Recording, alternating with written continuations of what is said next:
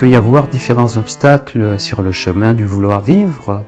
Le premier exemple, celui de l'immobilisation.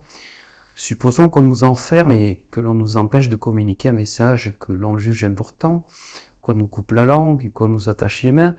Eh bien, le vouloir vivre impulsera une solution libératrice et il démontrera par là combien le vivant est adaptable et imaginatif.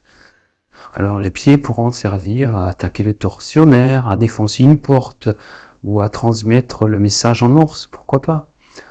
On fera éventuellement le mort aussi, espérant trouver une solution une fois que son propre corps aura été amené dehors, ou bien d'autres opteront peut-être pour la prière ou tout à la fois.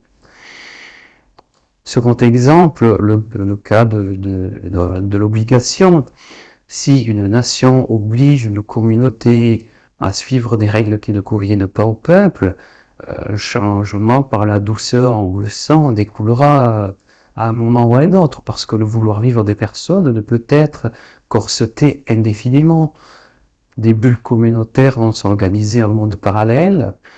Ces bulles posséderont leurs propres règles parce que la nature humaine est ainsi faite qu'elle nous porte à contourner les obstacles de la meilleure ou de la pire manière, de la plus noble à la plus méprisable.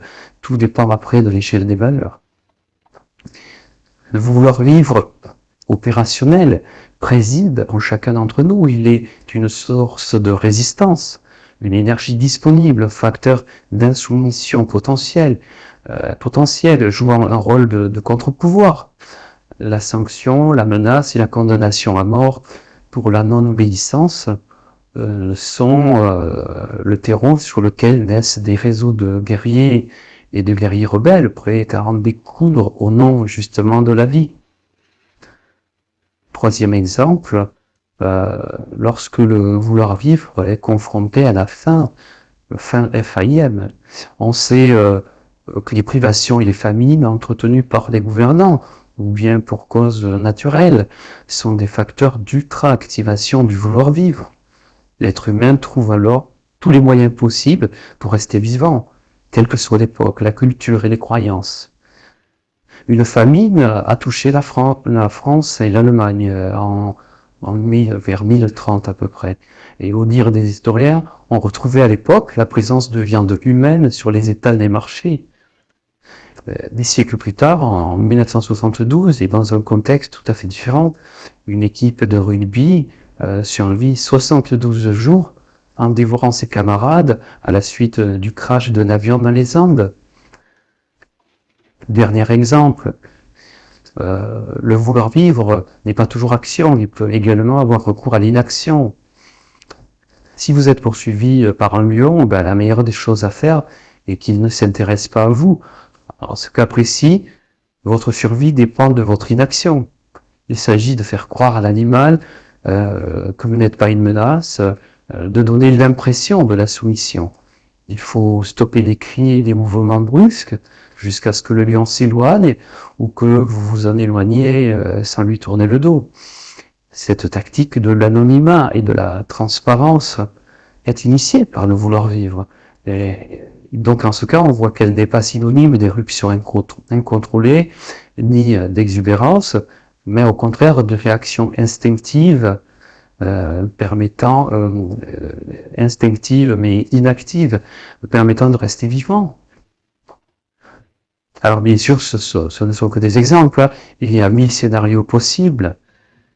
Ils montrent tous que face à un agent considéré comme pathogène, dangereux, le vouloir vivre réplique. Il cherche des échappatoires. Alors, le vouloir vivre est universel, j'ai envie de dire. Deuxièmement, il n'est pas l'intellect, ni les facultés cognitives, mentales ou cérébrales. 3, il n'est pas le propre de l'être humain, mais de toutes les espèces. Les végétaux, les animaux, y compris les minéraux, expriment un vouloir vivre d'une façon parfois difficile à saisir pour notre conscience et notre expérience humaine. S'il est possible que la planète Terre disparaisse un jour, naturellement ou bien en raison de notre stupidité, cela n'atteindra pas cette constante de vie et d'énergie présente avec ou sans nous et de toute éternité. Le vouloir vivre se manifeste au moment où je parle dans les 2 billions de galaxies existantes que nous continuions ou non notre aventure sur la planète Terre. Le vouloir vivre ne s'exprime pas seulement via la matière en mouvement, c'est une énergie potentielle omniprésente de l'univers, en partie physique mais aussi métaphysique. D'une certaine façon, je dirais que le vouloir vivre est une puissance in vitro. Il est incontrôlable. Sur Terre, on peut bien sûr corseter la puissance de vie momentanément. Ceci est d'ailleurs l'objectif des tyrans, dictateurs et despotes du monde entier.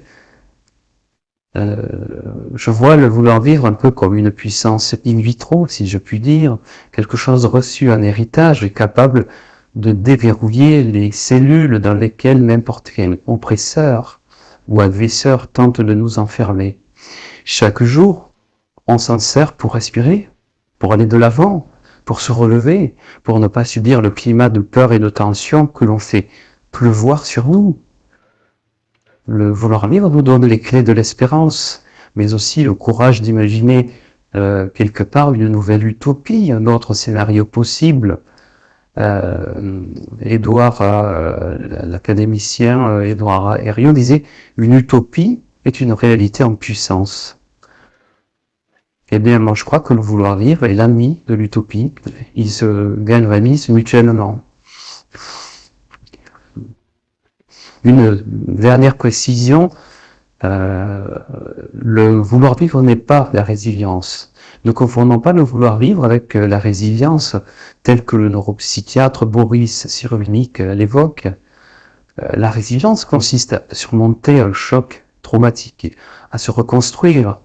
Si la résilience est la capacité à vivre dans la reconstruction après un choc, le vouloir vivre, pour sa part, est une constante vitale, qu'il y ait ou non choc chez la personne.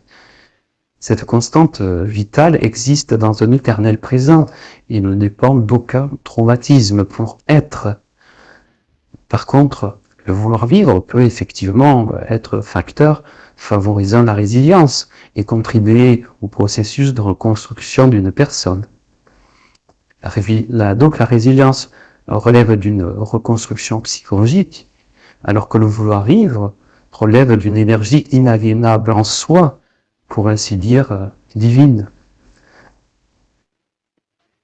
Difficile de parler du vouloir vivre sans évoquer son pendant opposable, que l'on pourrait appeler une polarité négative et que je nomme pour ma part le funeste. Si tu es d'accord, Max, je te propose de développer lors d'un prochain entretien ce thème du funeste.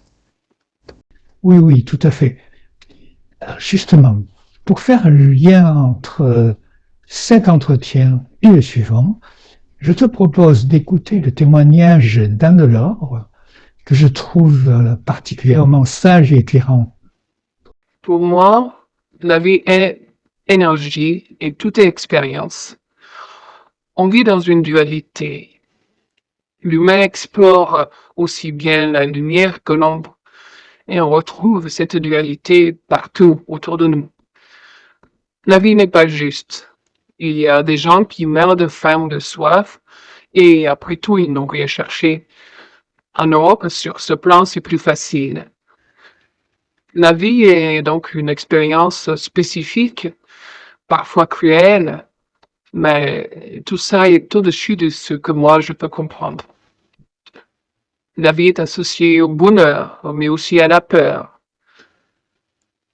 Dans le cadre de ma profession, j'ai remarqué que quelqu'un en phase difficile de sa vie, qui a eu des blocages ou des malheurs dans sa vie présente ou passée, laisse s'installer une peur du bonheur.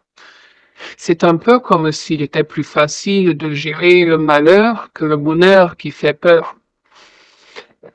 Car dans le cas du bonheur, on a quelque chose à perdre, alors que dans le malheur, on a quelque chose à gagner. Notre éducation est basée sur la souffrance.